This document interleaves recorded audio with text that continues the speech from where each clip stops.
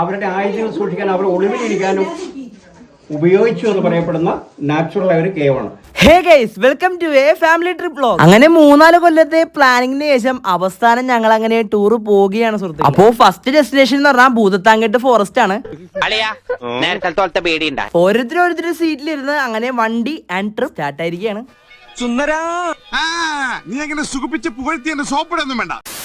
കുറച്ചു നേരങ്ങൾക്ക് ശേഷം ഡാൻസ് തുടങ്ങിയിരിക്കുകയാണ്.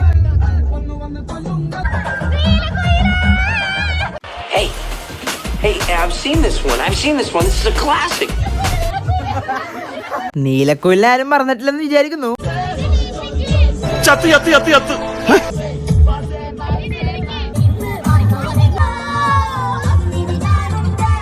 രാവിലത്തെ ബ്രേക്ക്ഫാസ്റ്റ് ആയിട്ട് അപ്പവും സിനിമയുടെ വക കടലക്കറിയായിരുന്നു. ഫസ്റ്റ് ഡെസ്റ്റിനേഷൻ ഭൂതത്താങ്കെട്ട് ഫോറസ്റ്റിൽ എത്തിയിരിക്കുകയാണ്. ഇങ്ങനെ പറയാൻ കഴിയുന്നത് ഞാൻ പറയാൻ പോയ കോമഡി പറഞ്ഞതിൽ എനിക്ക് സങ്കടമുണ്ട്. ചെറിയൊരു തടിപ്പാലം ഉണ്ടായിരുന്നു. എല്ലാരും കേറി, ഞാനും കേറി, എന്റെ പുറകിൽ അക്കുച്ചണി ഉണ്ടായിരുന്നു, അവരും കേറി. തടിപ്പാലം കഴിഞ്ഞ് കുറച്ചിങ്ങോട്ട് വന്നപ്പോ ഒരു നാച്ചുറൽ കേവ് കണ്ടു.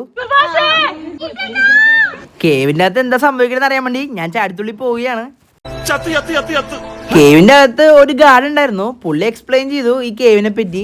അവരുടെ ആയുധങ്ങൾ സൂക്ഷിക്കാൻ അവർ ഒളിവിലിരിക്കാനും ഉപയോഗിച്ചു എന്ന് പറയപ്പെടുന്ന നാച്ചുറൽ ആയ ഒരു കേവാണ്.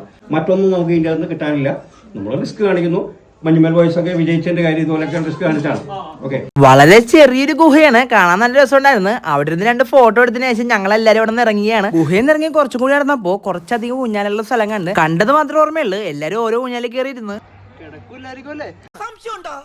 All the dreams like twinkle stars. You can ask the flowers. I sit for hours telling all the bluebirds.